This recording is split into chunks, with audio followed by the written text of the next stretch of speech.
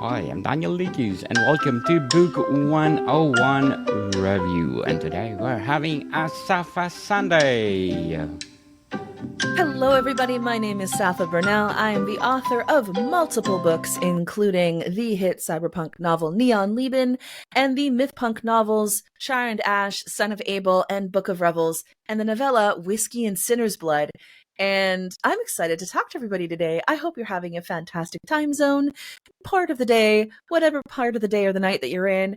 And I hope you grab a cup of something either warm or cool and sit back and enjoy this podcast. So, Yes, speaking of time zone, Miss Bernal, let's shout top 5 lists all over the world. So, can you please read our top 5 for Book 101 Review? we are number 5 in St. Kitts and Nevis, and also number 11 in St. Kitts and Nevis for arts. We are number 19 in Swaziland, number 28 in Uganda, and Côte d'Ivoire. Merci beaucoup, Côte d'Ivoire. I appreciate that's fantastic. Thank you, everybody, for supporting Book 101 Review. We hope to be a resource for good books and also having fun with literature. So, merci beaucoup. And also, Merci. thank you very much. Merci, people. Merci. And thank you so much for supporting this podcast because this podcast is created to empower writers, authors all over the world, like Miss Safa Bernal. So, Miss Bernal, what will be our Safa Sunday topic? We are talking historical fiction. Just like one of your book. Let's Just like one of bring my it. upcoming, I'm having fun with it. I am currently in the works of Agape Maki, a fantastic title for a historical fiction that is based around the mythology of Aphrodite and Ares in the classical Greek era. I love researching both the classical Greek era and the pre-classical eras. So going into Minos, which was known at the time in some Egyptian notifications, we know that they called them the Keftiu. So kind of going into that era as well. I love going into prehistory and diving into the backgrounds of cultures from Mesopotamia all the way through, and super excited about it. Super excited to see what everyone thinks about diving into historical era. And I used to do a lot of historical costuming and research in historical time sets. One of the things that my university degree is based around is the literature of the world pre-Shakespeare. And so that tends to be something that I really, really freaking love. So hopefully we'll have some fun today. Yes, for sure. So, Miss Bernal, what elements make a novel qualify as a historical sci-fi fantasy? Or, yes, a novel. So number one, you have to pick a period of time. You have to pick a specific period of time in a specific place. And when it comes to writing a historical novel, that's usually, unless you're doing something where you're paying homage to a historical time period in a fantasy book, you're picking a specific time, it may be specific events, or you're placing it within something that we know of in our world. And so let's say for the purposes of today, that is Tudor England. Well, if you're placing something in Tudor England, then I'm expecting that that book has been well researched, that the cadence of the way people spoke has at least been identified, that you've read some Shakespeare, that you've read some Thomas Kidd, that you've read some, some wonderful Marlowe and different things like that, that you've kind of engaged with that, with what they were writing and what they were producing at the time. And that you know enough or are researching enough into the way that, dynamics between people worked, the costumes, the way that people lived their lives, what kind of technology that they had access to, what changes happen. They're not just walking down the street to go get a cup of coffee. That's not something that they're likely to do in that time period in Tudor England, especially if they were not of a very privileged class. So I'm expecting that historical fiction is going to be grounded in its time and also in the context behind it's time. So I think for me, one of the biggest mistakes that I've seen as I've edited historical fiction and I've also engaged with people who are writing historical fiction is them taking the biases that they currently have in this specific period of time and placing them on the past. That's not historically accurate. Yes, we are going to carry our biases into what we read. Yes, the reader is going to engage with something based on what they know in their minds right now. But at the same time, if you're saying that you're writing something historical and you mean it to be fairly accurate, then you need to kind of put that aside. You have to sort of push that away and then look at the situation, the world build as it is. And I think this is something true of fantasy as well and of science fiction. If we're just taking our current cultural expectations now and placing it on this completely different world build and expecting the world to work the same when there's different technology and different relationships and different governments and different everything else, it's not going to function as well as you maybe think it might, because the world is different. We have to go back to what made those periods of time function. What were their stories? What did they believe when it comes to the universe, when it comes to a relationship between two people? What did they do to get water? What did they do to have food on the table? All of those things change the way that somebody can approach writing a scene. Is they're not just hoofing it over to the market with a basket underneath uh, you know, their arm in order to pick up a bunch of canned goods. They didn't have canned goods at that period of time. Well, what did they do? Well, how do they preserve food? Well, if that's how they preserve food, then who's doing it? Oh, these people are doing it. Oh, well, if this character is supposed to be the one preserving food and taking in the harvest for a family of 9, she's probably not spending the day at a lake. Probably that scene is happening in the dairy, or that scene is happening in the kitchen, or as she's preparing things for the larder. So being able to bring your details and your accuracy of what people's experiences were, and then placing them in that place in order to have that dynamic emotional scene. Hmm. Very well said, Miss Bernal. So, how crucial is it for historical fiction novels to adhere strictly to historical facts? So with Agape Maki, what I'm doing is looking at the history that we do have of the record of stories. What did they actually believe about Ares? What did they actually believe about Aphrodite? And how did that change depending on where that story was from? A lot of information that we do have of the classical period in Greece comes from Athenian writers. Well, there's an obvious bias against Ares from Athenian writers because he was seen as the patron god of Sparta, who for a long time in their history was their enemy.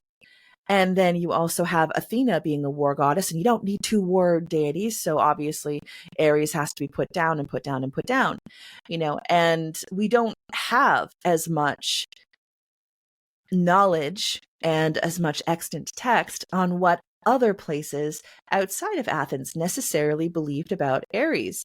And so for me, diving into what research we have and the different theories behind certain things, finding out, well, Ares was, the seat of his dominion was Thrace. Okay, where's Thrace? Well, that's, modern day Bulgaria and the countries around Bulgaria.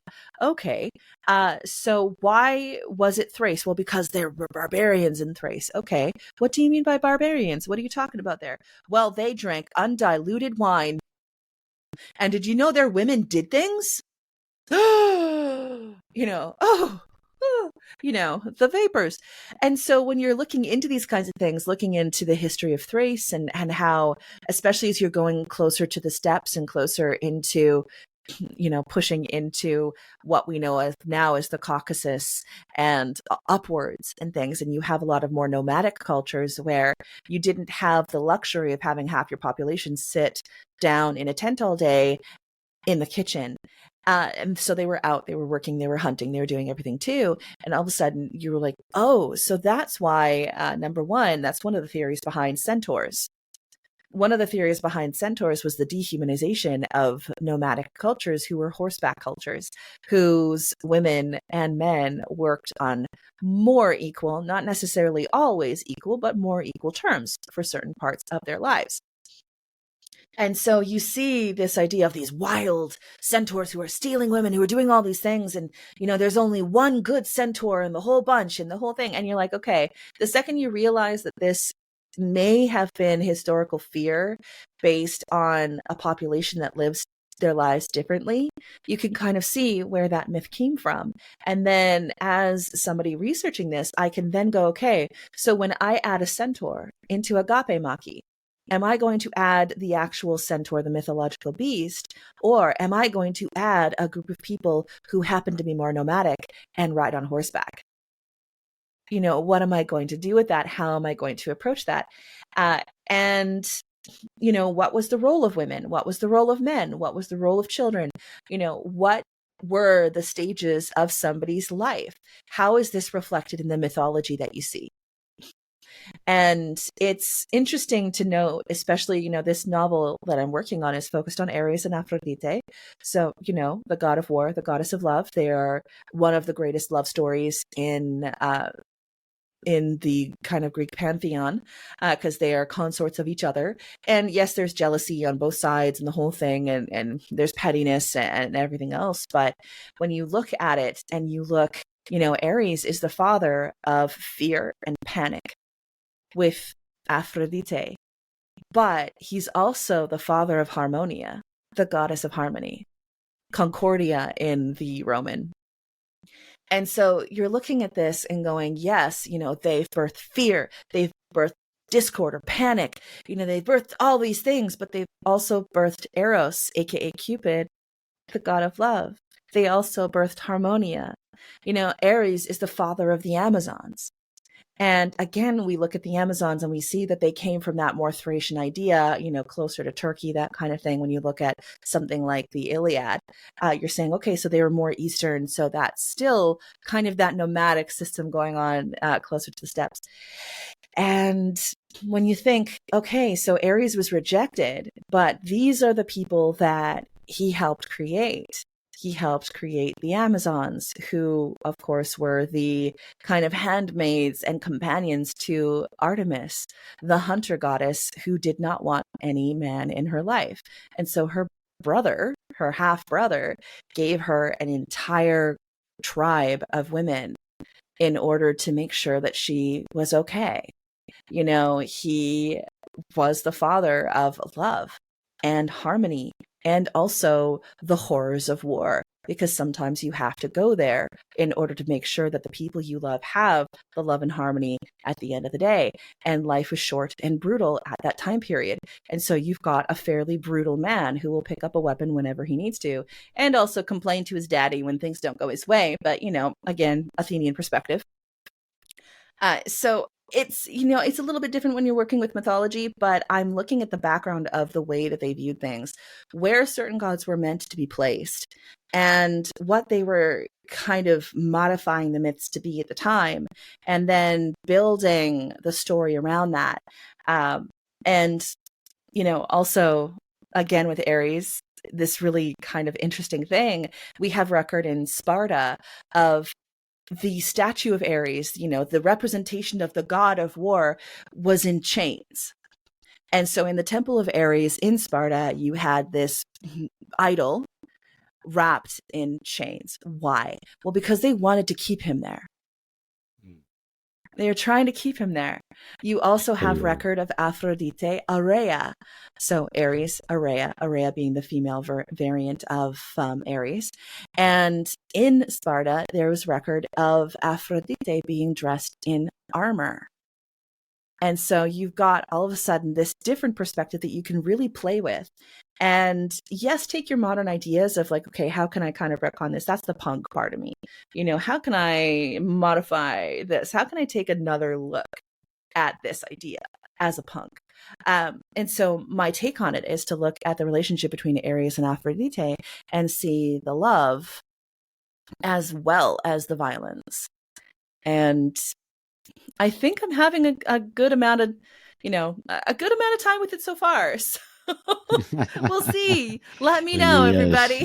yes, yes. Looking forward for Agape Maki. So, what are the typical challenges authors face when writing historical fiction novels like Agape Maki? Number one, how are you doing your research? Where are you getting it? And I mean, there are ways of kind of searching something on a computer and going, oh, well, this is what this article said in this one place. I think I'm going to follow it. Read read enough sources, try and get back to the most primary source you can, and also try and read research from differing voices so you can kind of get a sense of the envelope of that period of history instead of just one person's research, because you don't know what agenda that person had. You don't know what bias they're coming into, whether that bias is subconscious or conscious. You don't know what it was that they were writing their research for, or how accurate that research is. So definitely absolutely check up on that research.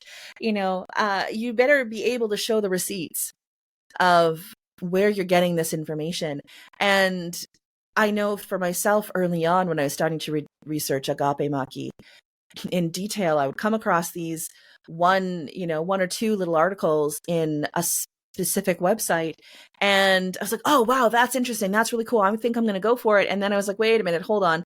And I kind of put myself back and went, oh, this website is not necessarily a website on historical realism. This is somebody's interpretation of what they remembered as a kid. Okay, now I have to go back to the historical sources. Well, where do I find them? Well, you're going to find them usually in university libraries. You're going to find them in more academic research. You're going to find them in archaeological record. And so find the closest things you can to the archaeological record itself, to primary source information. I think that's the key thing there. And if you can't find primary source information, because let's be honest, nobody exists now that was in ancient Crete. Sorry, but there are no 35,000-year-old people still going. So you try and get back as far as you can, while also realizing that if you go back to when they were initially, digging up the Minoan Empire, quote unquote, the Minoan culture on Crete, well, they were coming into their research with certain preconceived suppositions and not necessarily coming into it with an idea of what was specifically there. So that's part of it too. You have to kind of take a step back and go, okay, what am I actually seeing? Why am I seeing it? And whose idea was it to write this down? What lens is this information coming from? And then always what I do is I look at several different sources of information on the same topic to see where do they differ and where are they the same? And how can I make use of it that way? And so when you're plotting your novel and balancing it with history, you don't necessarily have to say, well, this happened because this is what happened in history, so I have to write it down. But you do have to have the spirit of the time present. You do have to have, the texture, the weft and the waft of people's lives. They have to fit. They can't just be modern heroes and modern characters put in fancy dress and then placed in a castle. That's not good enough. If you want to do that, absolutely go for it in the fantasy genre. Make your own world. There's a beautiful fantasy that you can do that is historically inspired, but not historically accurate. There's absolutely nothing wrong with that. There's entire genres based on that kind of fantasy, and they're fantastic. Absolutely go do that. That is fantastic. But if you're calling something historical fiction, I'm expecting that you're coming to it with a certain reverence for that period of time, and that you're going to respect what that period of time meant, both to people and both to the cultures that we stand on now. Definitely, Miss Bernal, very well said. But before we go on, I'm inviting you to please do listen to my other podcast, Food 101, our fourth season with Chef Alessandro, one of the specialty chef in one of the five-star hotel in downtown Toronto. Please do listen to our latest episode. We talk about prosciutto e meloni, or prosciutto and melon, people. One of best appetizer for this season, summer, Mm, people. that sounds And delicious. one more please do listen for my new season of Music 101 with my new co-host, Mr.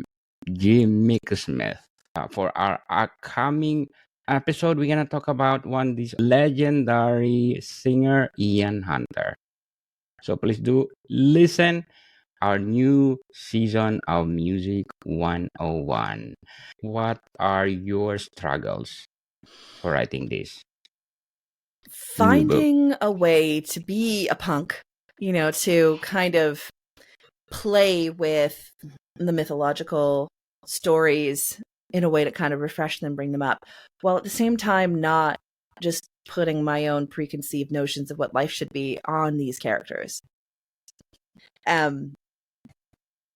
think towing the line between what looks villainous now and what was fairly normative behavior then. That is a struggle because obviously I want to stand up and be like, yes, I'm a woman. Yes, I wore a big puffy princess dress on my wedding day.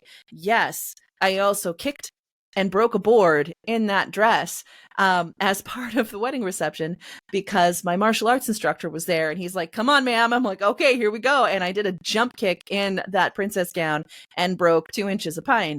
As a fun little thing that we did because, again, I've also run a martial arts academy and done fairly more masculine presenting things as well throughout a lot of time in my life. And being able to go, oh yeah, well, yes, I can do this and I can do that and I can do that and I can do that. It's like, yeah, I know that I'm capable of it. I know that anybody is capable of an incredible range of things. But in the time period, what was respected, what wasn't? What was kind of dangerous about a character like Artemis or a character like Athena, both of whom took themselves away from the marriage market. They took themselves away from that romantic attachment to other people and were handled thus in very different ways. What did it mean for them to do that? For Artemis to have the freedom that she had to be the goddess of the hunt meant certain other things could not happen.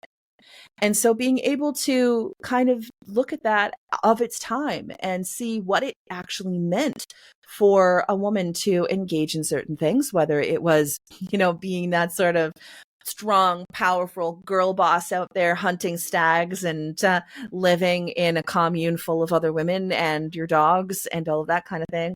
Or if it was being quiet, wise Athena who was ruling over Athens, or if it was to be Hestia or Hera or even Aphrodite, all of these different kind of archetypes of womanhood, they meant certain things of the time. And being able to show, the pitfalls of that it's not easy. I'm still working on the right balance. And especially with a character like Hephaestus, with a character like Zeus, like, yikes, I know that I'm looking at this, I'm going, oh man, the struggle has been too with Zeus.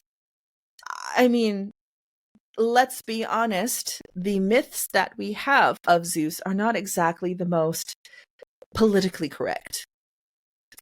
They have a lot of things that now we look at and we're like, that is absolutely wrong. And Zeus is awful, and you're like, yeah, his behavior is awful, and I've been told that my representation of Zeus in Char and Ash, the first book of the Judge of Mystic saga, was hilarious. And yet also they were like, yeah, that seems like that would be a very elderly Zeus who no longer has his power, but is still kind of going at it. So what I did with Zeus in Char and Ash was I took that figure, which we will see in his majesty in Agape Maki. We will see him at the height of his power in Agape Maki. We will see him as the king of Olympus. He can do no wrong because he's the one that makes the rules. We can see how that domineering presence of the king of Olympus, how it modifies and changes what everyone else in his family does around him. There are certain sons in the literature that we do have, in the myths that we do have, like Apollo, who were blessed of him, that he had good relationships with. Well, what does that mean? Well, they did certain things the same as Zeus did. They followed the similar patterns of life, which now looking at it, you're like, oh, Apollo. So you chased her until she turned herself into a flower to get away from you. Okay, that's tricky. Who do I say that story, or do I leave it in the subtext, or do I address it? And I'm taking a sort of subtextual look at a lot of the negatives of that time period. And then there are a few of them that I will address, but I want to make sure that I'm not making something that's a little too triggering. So you're like, okay, here, let's figure this one out. Or a character like Hephaestus, what do you do with that? What do you do with a character like Hephaestus who, is beloved by a lot of people until you're like, okay, but you do know some of the major myths around Hephaestus are really sketch. Don't say that. Don't say that. I love Hephaestus. I'm like, I'm sorry. I know you love Hephaestus, but this is still the same guy that, like his father and his half brothers before him, tried to chase his sister around because he knew that if he caught her and did certain things, she would have no choice but to marry him. And it's like, that's what do we do here? Like, that's what do you do with that? That is what happened in the stories. That is part of the evidence that we have of what forms this historical character. And so finding a way to kind of ease back on some of the really horror of it, while at the same time telling the story of the motivations and the family drama and how they all came to be that way, I think is the way that I'm kind of dealing with it. And, you're looking at somebody again like Ares. I love Ares. If you've read any of the Judge of Mystic Saga, you will know I love Ares because he's in the books. He still exists.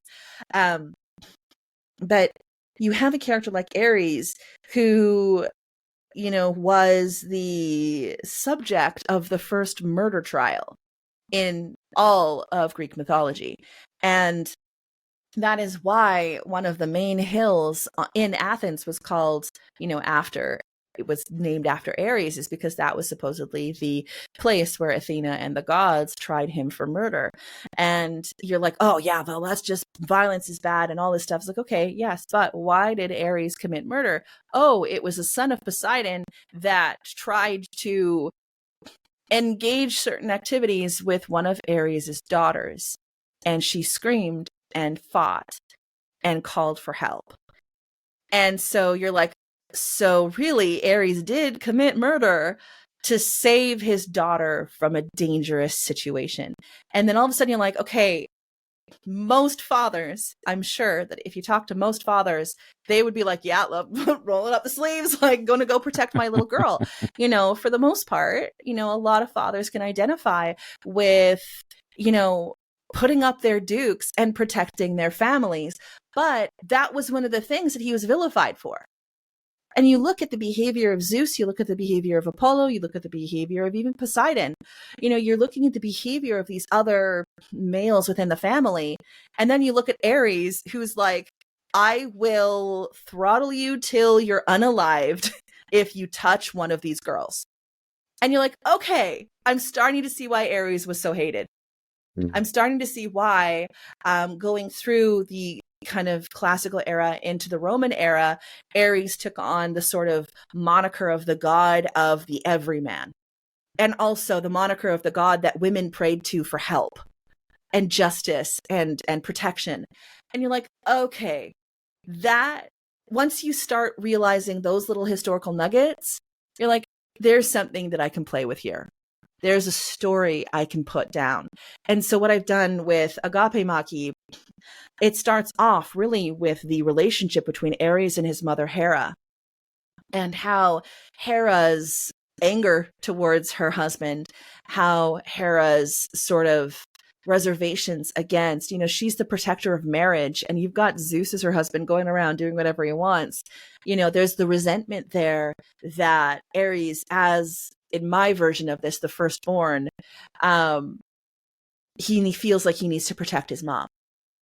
And how in that society, it creates a lot of strife. It creates a lot of damage between the family members.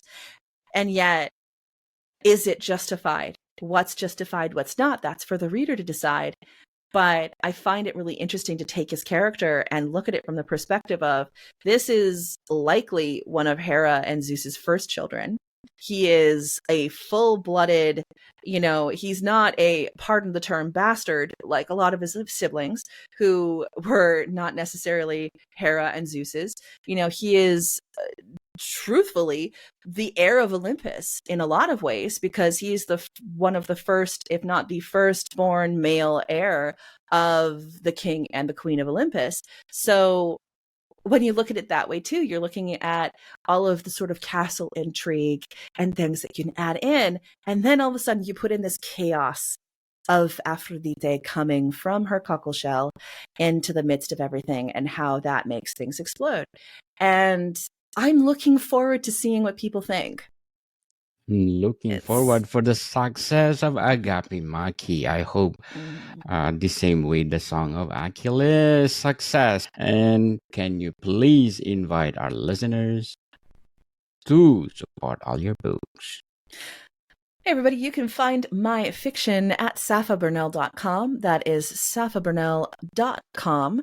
You can find chapter 1 of all my books on my website. There are links also to my Substack, where I keep the first chapter of all my books. My Substack is usurperkings.substack.com. And you can take a gander, read a few pages, take a look and see if it's for you. If you Yes. think that you can jive with my emotion and the way that I add these really kind of intense emotional relationships while at the same time having lots of action and lots of adventure and, AIs and super soldiers in my cyberpunk series and literal mythological gods in my mythpunk series, then I encourage you to pick up Neon Lieben, Char and Ash, Son of Abel, Book of Revels, and Whiskey and Sinner's Blood, which is in the Macabre and Monstrous collection. I would love to hear your thoughts. You can find me online at usurperkings, and that is on X, Instagram, Discord, all of the above. Threads. I'm on Threads. Not very often, but I am on Threads. And if you're like, well, I'd love to read your work, I'd love to support you, but things are a little tight right now, that is perfectly fine. You can go to your local public library, barring that you have one where you are around the world, and ask them to bring in my books. I absolutely love the idea of supporting local public libraries, because that means that you get to read one of my books and others also get to engage with my books too. So that is a potential option wherever you may roam. And you can get my books on paperback, hardcover, and in digital. And we're currently working on the audiobooks behind the scenes. It's going to be a lot of fun. I hope you enjoy it. I hope you go for it. And if you find out that you're like, you know what, this kind of intensity and stuff, that's not really my thing, let me know. I probably know some of my favorite authors, incredible indie authors, and people out there right now who are doing that publishing thing. They might be closer to something that you would enjoy. And so I love that too, because you're allowed to like what you like. You're allowed to dislike what you dislike. And remember that to somebody, everything has value. So Yes. For sure. So let's support Miss Safa Burnell, because if we support her, as I said, more books to come. So Miss Burnell, when were you gonna publish Agape Make? it's coming in winter. So that The is, I winter. should say, that's Northern Hemisphere winter. So that's going to be coming. It's going to be coming between December and March. We still don't have a firm launch date for Agape Maki yet. There's some other things that are happening first, like Gunungaga to finish Yeah. the Mystics saga. And so it's coming in, gosh, less than a year. Mm. Good grief. That is, I better get my fingers on the keyboards Yes. going. Fast. The meme.